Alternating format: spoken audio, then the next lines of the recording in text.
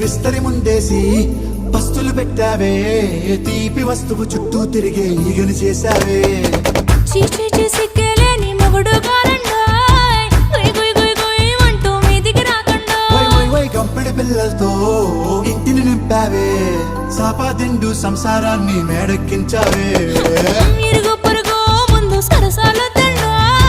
కెట్టి పడుకోరే కుక్కలాగా మీ వాళ్ళు ఏం చేస్తాం ఎక్కేస్తాం ఇట్టాగే డాబాలు